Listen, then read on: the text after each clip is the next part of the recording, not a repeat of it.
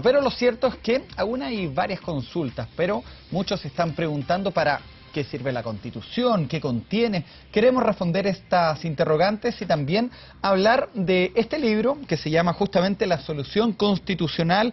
Está editado por Claudio Fuentes y también Alfredo Ñoñat.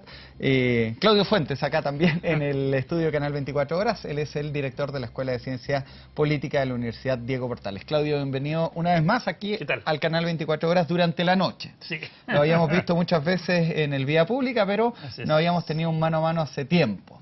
Y usted sabe cómo el mano a mano acá. Es con los tuiteros, con la gente en Twitter.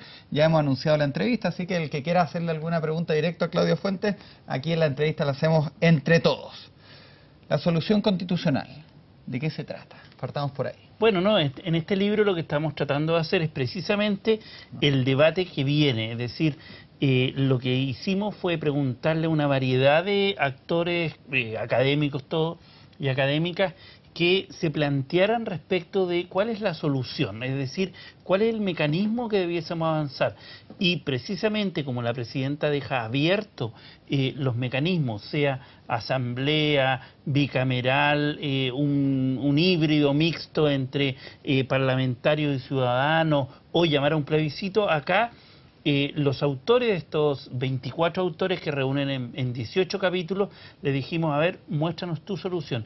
Y lo ordenamos por familia y más o menos refleja lo que el sistema político hoy día está hablando. Por un lado, lo que se llama la salida desde abajo, es decir, desde la ciudadanía, asambleas y ese tipo de mecanismos. Otro que son soluciones híbridas, incluyendo el sorteo.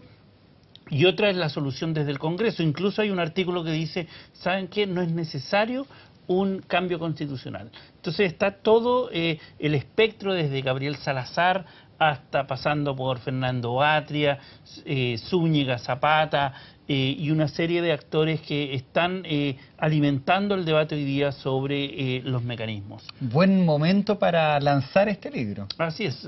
Bueno, lo pensamos hace como 5 meses y dijimos, mira, va a venir este debate, convoquemos actores, discutamos, y es también informativo, es evaluar cuáles son los mecanismos más buenos, o que tienen más que buenos, ciertas ventajas, desventajas de cada uno. Y todo eso lo explican. Exacto. Interesante. Exacto. Este libro va a ser, bueno, ya fue lanzado, tengo entendido, pero va a ser relanzado porque recordemos que el día viernes también se inaugura la Feria Internacional del Libro del Santiago, entonces me imagino que va a tener un revival. Así es, el 5 de noviembre vamos a estar el jueves a las 7:30 con algunos de los autores compartiendo y debatiendo el tema.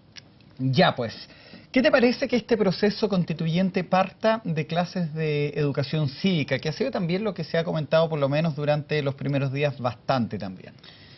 La verdad, a mí el concepto de educación cívica me genera un poquito de resquemor. ¿Por qué? Primero, porque yo creo que más que educación cívica lo que se necesita es diálogo ciudadano respecto de la Constitución. Más que formar a la gente, que en un plazo de 6 meses en realidad es bien poco probable que tú puedas formar. Y con meses de verano de por medio. Y con meses de verano, etcétera. Más que eso es un diálogo ciudadano. Segundo, yo creo que la ciudadanía entiende bastante de los temas generales que afectan al país. A lo mejor no entiende lo que el artículo 15, número no sé cuánto, bis no sé cuánto, debate, pero sí yo creo que entiende las grandes problemáticas. ¿Tú crees, Claudio? ¿Tú crees que la gente entiende realmente lo que contiene la Constitución? Sí, porque, mira, nadie es experto en todo. O sea, de hecho, hay aspectos de la Constitución que recién he venido aprendiendo hace muy poco. Sin embargo, cuando tú a la gente le alimentas de información, seas tú o yo, que no sabemos de todos los temas, efectivamente uno puede razonar y a partir de ahí sacar juicios o valoraciones sobre un u otro mecanismo o un u otro. Por ejemplo, te pongo temas para que bajemos esta discusión un poquito más a lo concreto. Por ejemplo, ¿debe ser el Estado un Estado unitario o debe entregarle poder a las regiones? Es un tema bien simple, en términos de explicar, decirle, a ver, ¿usted quiere que el intendente sea electo usted quiere que ese intendente tenga atribuciones, que tenga recursos. ¿Y eso lo ve la Constitución? Exactamente. Perfecto. O sea, la Constitución define a Chile como un Estado unitario, centralizado, que todos los recursos que se generan en las regiones son centralizados por el Estado y repartidos en proporción de distintos factores. Y por lo tanto, esa discusión, que es bastante sentida en regiones, perfectamente se puede dar informando, diciendo, claro, mira, la Constitución establece esto, ¿qué opinas tú? También está, por ejemplo, algo que se pide muchas veces cuando se habla del conflicto chileno-mapuche, que es, por ejemplo, el reconocimiento de los pueblos originarios. Para que Chile sea un Estado plurinacional, eso tendría que ser reconocido por la Constitución. Perfecto, y en ese caso es muy bueno, porque ahí hay dos tensiones. Uno, decir, ¿sabes qué? Chile es un país donde hay una sola nación, los chilenos. Hay otros que dicen, no, en realidad hay la multiculturalidad, hay distintas culturas. Y otros que son más críticos, o sea, más críticos desde el punto de vista conceptual, y dicen, ¿sabes qué? Acá hay distintas naciones. Claro. Ese debate de reconocimiento de naciones, de plurinacionalidad, tiene efectos en, por ejemplo, la autodeterminación. Si tú reconoces que hay distintas naciones, puedes reconocer distintas formas de gobierno, que es lo que pasa en Nueva Zelanda, en Canadá, en Noruega, con algunos grupos étnicos diferentes. Claudio, vamos a lo más simple, ya están llegando algunas consultas de los tuiteros, así que vamos a ocupar algunos minutos también para lo que ustedes están consultándole a Claudio, pero vamos a lo más simple, para que si uno tuviera que explicarle a un niño, ¿para qué sirve una Constitución? Más allá de la explicación que dabas tú en torno a lo de los intendentes, del tipo de gobierno o el país plurinacional que algunos solicitan también. ¿Para qué sirve una Constitución, esta Carta Magna? Claro, es lo mismo que, así para explicarlo en simple, que un partido de fútbol. En un partido de fútbol tú requieres ciertas reglas del juego, cierto marco para jugar. 11 jugadores por lado, un árbitro, un tipo de cancha, define las reglas del juego de la democracia. Ahora, el punto es el siguiente, que en esas reglas del juego puede haber desigualdades. Por ejemplo, una regla del juego puede ser que un equipo tenga 13 jugadores y otro tenga 11. Eso sería una regla de desigualdad, ¿cierto? Entonces, acá lo que estamos discutiendo son dos cosas, es qué tipo de regla, algunos dicen qué tipo de casa queremos, el espacio, la infraestructura que nos queremos dar, la casa de todos. ¿Has escuchado eso? Sí, lo escuché cuando me ingresé a tuconstitución.cl, se lo escuché al expresidente Ricardo Lagos, que ha tenido también una idea de reformar la Constitución hace bastante tiempo, por más que los indican a él como el último gran reformador de la Constitución en el 2005. Claro, entonces es la casa de todos, ¿cierto? Y la estructura que va a tener, pero la casa de todos puede tener piezas chiquititas y piezas grandes. El punto es, la pregunta es, ¿qué tipo de estructura interna nos vamos a dar? Y básicamente lo que hace la Constitución es distribuir poder político, distribuye poder económico y distribuye poder social y cultural. ¿Por qué económico y social y cultural? El político porque lo entiendo. El político, la regla forma del de juego... Por ejemplo, que Chile sea un país presidencialista y no parlamentario o con primer ministro. Claro. Ya. Económico porque define, por ejemplo, la propiedad privada, define, por ejemplo, hoy día el agua. El agua hoy día constitucionalmente es un bien que tú puedes concesionar a privados. Claro, como se hace de hecho. Hoy día se hace así en Chile, eso es una rareza en Chile. En otros países del mundo el agua es un bien público, en donde el Estado regula los derechos de agua, por ejemplo, y no le puedes quitar a una comunidad el acceso a agua porque es más relevante que una minera saque agua para llevársela 60 kilómetros de la comunidad. Y si eso va en contra de la Constitución, yo puedo presentar un recurso al Tribunal Constitucional, que es el tribunal encargado de que se cumpla la Constitución. Claro, porque si tú dices el agua es un bien público que debe ser regulado y por lo tanto, si a ti te la quitan y te la llevan a 300 kilómetros y esa comunidad tiene problemas de subsistencia por el agua, Chile es un gran problema hoy día el agua. Si lo regulas así, va a tener derecho a demandar tu derecho constitucional a acceso al agua. Pero ¿qué tanto puede ser letra muerta, Claudio? Porque en la Constitución también aparece que los chilenos tenemos derecho a vivir en un medio ambiente libre de contaminación. Y esa Constitución se la llevamos a los habitantes de Temuco, por ejemplo, y me dicen, bueno, aquí hay un problema. Perfecta, esa pregunta es bien relevante. La Constitución no va a resolver los problemas de toda la gente de forma inmediata. Esta idea de, oye, preocupémonos de los problemas de la gente porque este es fumar opio, básicamente, porque la Constitución, una vez establecida una nueva Constitución, no le va a resolver, no va a haber igualdad perfecta, etcétera. Y es así, no va a haber igualdad perfecta, pero sí te da una base frente a la cual tú puedes reclamar derechos. Sin esa base, hoy día, básicamente la cancha está chueca, está corrida, y básicamente lo que hace es enderezarla en términos de las condiciones sobre las cuales tú puedes jugar un partido, de modo que tú puedas demandar derechos. Por ejemplo, te doy un ejemplo. Hoy día hay en el ámbito social, habíamos visto lo político, lo económico, lo social. En lo social hay derechos reconocidos constitucionalmente. Derecho a la educación, derecho a la salud. Por ejemplo, en Chile no se reconoce el derecho a una vivienda. La Constitución no reconoce el derecho a la vivienda. Por lo tanto, hoy día todo es privado, ¿me entiendes? O sea, tú no tienes un derecho a vivir en una vivienda digna, por ejemplo, constitucionalmente. Constitucionalmente. La política pública sí lo hace, ya te da subsidios. Claro. Pero tú tienes que pagar por esos subsidios, etcétera. Pero, por ejemplo, la gente en situación de calle no puede demandarle al Estado un derecho a tener una casa. Está interesante lo que dice Claudio y también está interesante el debate en Twitter. Catalonia, que es la editorial, ¿cierto? Sí. Está haciendo ahí un tema de que van a regalar, parece, un libro a quienes también participan, así que partieron varias consultas. A ver si podemos empezar también a integrar a nuestros televidentes. Que Claudio nos está acompañando en directo, así que usted puede estar en su casa y nosotros intentamos responder, en especial Claudio Fuentes. Vamos con la primera consulta. Yo aquí aprovecho de cuadrar por mientras me la ponen en pantalla. Vamos a ver, por ejemplo, Marcelo Valenzuela, un poco en la línea que lo que explicabas tú, Claudio. ¿Cómo le afectaría al ciudadano de pie en su día a día, en lo concreto, esta nueva Constitución? Ya, el caso de la vivienda. Hoy día la gente sin calle, por ejemplo, no puede demandarle al Estado un derecho constitucional de tener una casa. Y todo eso depende de una política específica sectorial de vivienda.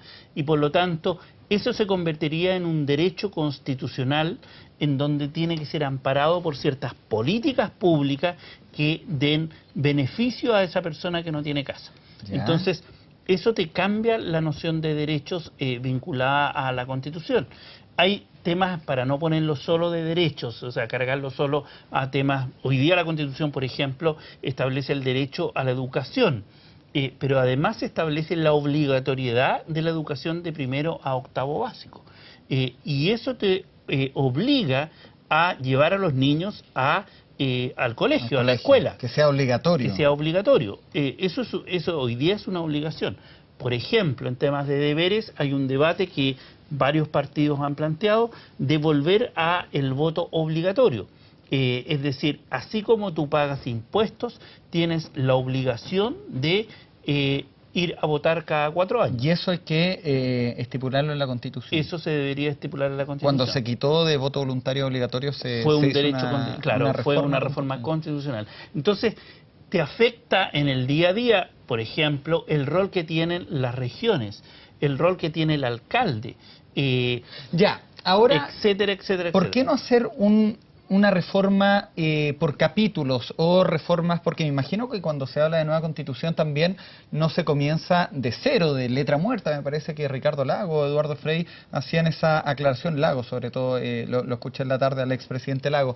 ¿Se va a empezar a escribir también de algo que ya está estipulado desde una base o se empieza desde cero, desde el artículo 1? Ya, es que ahí hay que clarificar los conceptos, yo creo. Porque esto no es reforma de la Constitución, es nueva Constitución. Es reemplazo constitucional, es en ese sentido. Pero, a ver, el partir de la hoja en blanco tiene dos sentidos. Uno, que la hoja efectivamente esté en blanco totalmente y en donde tú pones artículo 1, a ver, pensemos cuál podría ser el artículo 1, ¿ya? Claro. Esa sería una noción. En general, nunca las constituciones se escriben así. Siempre se parte de una base, y la base está en mirando las constituciones para atrás, ¿ya? Entonces, el artículo 1 del 80 seguramente es muy parecido a la del 25, a la del 33, etcétera, etcétera. Y hay una historia constitucional que tú partes con un borrador y básicamente lo que dice estás de acuerdo, no de acuerdo, porque hay un gran porcentaje que vamos a estar de acuerdo en lo que dice la Constitución actual. Claro, incluso. que los chilenos somos libres, somos por ejemplo. libres, que hombres y mujeres somos iguales en derechos y deberes. Eso no se va a cambiar. Etcétera, etcétera. Entonces, ahí hay una base. Ahora, que el segundo sentido de la hoja en blanco es que los que van a escribir la Constitución puedan escribir de cualquier cosa, es decir, puedan escribir respecto de derecho de propiedad. Por ejemplo, cambiar lo que dice el articulado de derecho de propiedad de esta Constitución. Ahora, ¿eso qué significa? Eso significa que los que van a escribir la Constitución se sientan libres de abordar cualquier tema. Por ejemplo, medios de comunicación. Podrían escribir algún capítulo garantizando el acceso a la pluralidad de fuentes de los medios de comunicación. Y eso tiene un impacto muy directo en que existan distintas fuentes, que exista un canal público que asegure cierta pluralidad en el acceso, etcétera, etcétera, etcétera, a distintas visiones en los medios de comunicación. Eso sería un tema a debatir constitucionalmente. Pregunta corta, respuesta corta, porque están llegando varios tweets y si no nos van a cortar la cabeza a los dos por no darle espacio también lo que permitimos. ¿Es verdad, dice Julián, que si no se cambia la Constitución será difícil realizar la reforma? ¿Es verdad eso, no? Reformas. Me imagino la reforma educacional, la tributaria, las reformas estructurales de... no, mira, lo que pasa es que... Lo que pasa con las reformas estructurales es que están asociadas a una ley orgánica constitucional. Y la ley orgánica constitucional, que es una paranorma constitucional, es decir, tiene un quórum especial de 4/7 del 56% o 57% de aprobación, se hace más difícil. Pero yo no veo relación entre el debate constitucional y las reformas actuales. O sea, lo único que sí es un debate político. Perfecto. Si tú no haces las reformas políticas y no llegas a acuerdo, obviamente difícilmente vas a llegar a un acuerdo constitucional. Emilia Rodríguez dice, pregúntale a Claudio Fuentes si se acuerda que Frei Ruiz-Tagle propuso una nueva constitución el 2009. Seguro que no, ¿se acuerda? Me acuerdo, en el año 2008, de hecho, el expresidente, cuando el expresidente Frei presenta al Senado un documento donde plantea una constitución y lo hizo después en el 2009 en su campaña electoral. ¿Qué opina, dice Mechitas de Clavo, que es el tuit de Claudio Fuentes, dice Patricio Mellado, sobre la propuesta del expresidente Sebastián Piñera para una reforma constitucional? Hubo harto comentario después de lo que dijo Sebastián Piñera el día de hoy. Sí, primero paradójico, porque si la derecha o la Chile Vamos defiende la idea... No vamos Chile, como dijo Piñera. Ya. Si la derecha en general defiende esta constitución, ¿para qué hacer reformas constitucionales? Entonces es un poquito contradictorio con lo que están planteando. Segundo tema, a mí me llama la atención que precisamente lo que la ciudadanía está buscando, la encuesta lo que está mostrando es que la gente quiere participar del proceso. Y sin embargo acá la respuesta es, nosotros les vamos a dar un texto completo. O sea, les vamos a proponer un texto. Entonces, un poco yo creo que la derecha está con miedo, y es natural, hay mucha incertidumbre respecto de cómo va a ser el proceso. Entonces, lo que hacen es, apuremos el proceso, hagámoslo rapidito, y segundo, controlémonos nosotros. Es decir, nosotros propongamos un texto. ¿Es necesaria una nueva constitución? Las constituciones, por lo menos la de 1833, la de 1925, han surgido después de quiebres democráticos bastante importantes. Por lo menos la del 33, veníamos de una guerra civil. América Latina, la tradición de América Latina es que cada 20 años hay como promedio cambios constitucionales, reemplazo constitucional completo. En general, en Chile ha sido cada 60 años aproximadamente. Yo creo que sí, por dos razones. Uno, legitimidad de ese argumento que se ha dado. Segundo, o sea, legitimidad de origen. Segundo, legitimidad... Porque, expliquemos también, fue creada en el 80 cuando no había ni siquiera garantías constitucionales básicas. Segundo, lo que se llama legitimidad de proceso, es decir, una deslegitimación del sistema político y que ayudaría a generar un, llamémoslo, un reencantamiento de la ciudadanía con el proceso político propiamente tal. Y en tercer lugar, que yo creo que también hay que considerarlo, es que esta estructura de poder que tenemos está generando problemas de gobernabilidad. Sí, ¿cómo cuáles? Regiones, por ejemplo. Lo que vemos hoy día, explosiones de las regiones, tiene que ver con la excesiva concentración de poder en el centro. El tema de la participación ciudadana. La estructura constitucional chilena es de arriba hacia abajo. Y deberían existir, y no estoy hablando de países bolivariano, etcétera. Uruguay es el país que más ejercita la democracia de abajo hacia arriba. No, y primera vez tengo entendido que estaría participando la gente en estos diálogos ciudadanos. En 205 nunca... 5 minutos, así que vamos con la pregunta que hace Ron Goody. Dice, ¿qué le parecen las palabras de Ricardo Lagos considerando su actuar en la reforma del 2005?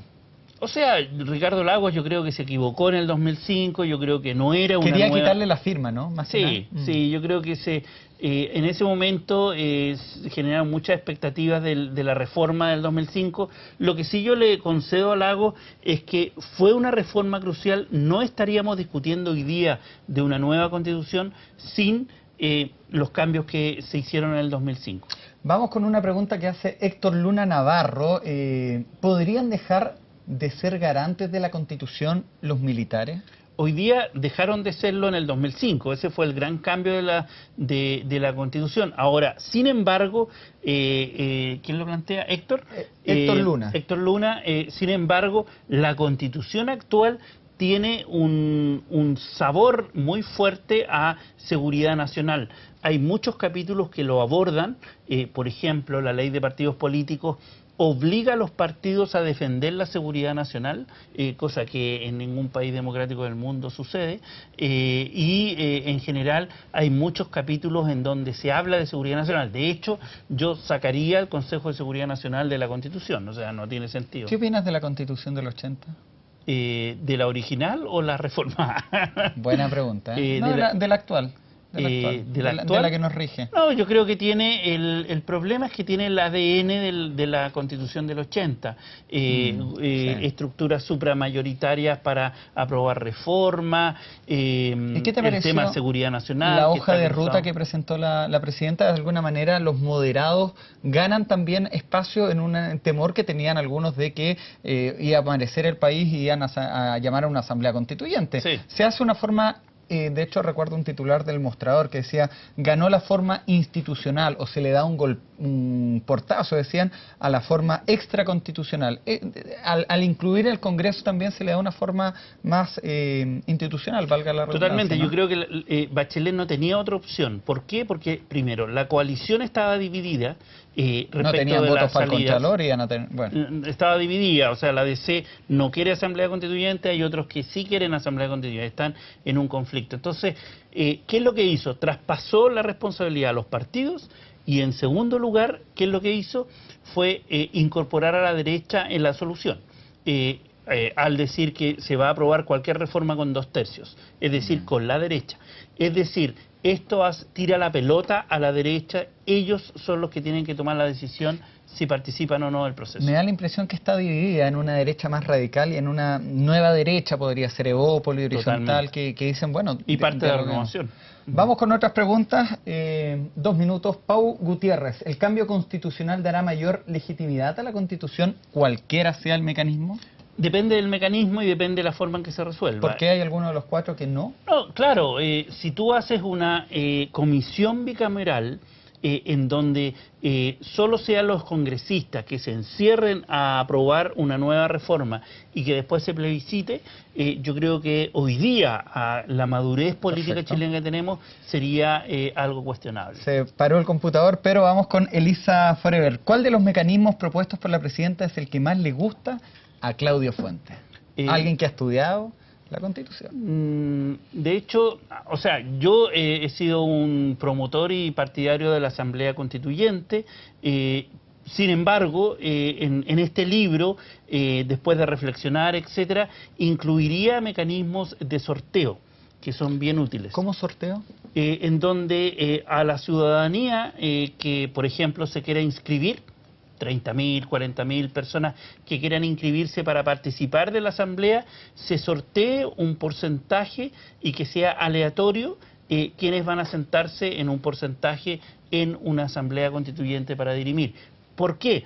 Porque en una asamblea constituyente normal, ¿quiénes van a estar sentados? Los representantes de los partidos políticos. Oiga, genera bastante curiosidad y pregunta el tema constitucional. Me dejé 20 preguntas fuera, hemos estado ya más de media hora con Claudio, agradeciendo tu buena voluntad. A ver si lo puedes hacer nuevamente. Y yo le dejo ahí el lápiz y la hoja para que usted firme. Va a haber alguien de Cataluña también que se va a comunicar con el tuitero ganador. Muchas gracias, harta recepción, lo cual demuestra que por más que parece que no es un tema hot, genera por lo menos debate y curiosidad, así que volveremos a invitar a Claudio a hablar de Constitución porque es un debate que se nos viene durante harto tiempo. Muchas gracias, sigue Juan Manuel Astorga con el Medianoche. Listo, gracias. Muchas gracias. Chao.